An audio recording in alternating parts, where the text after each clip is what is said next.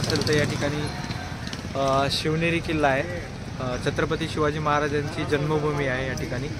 आणि इथेच जुन्नरचा जो मेन चौक आहे तिथे छत्रपती शिवाजी महाराजांचा स्मारक आहे आणि तुम्ही इथे निश्चित थांबा।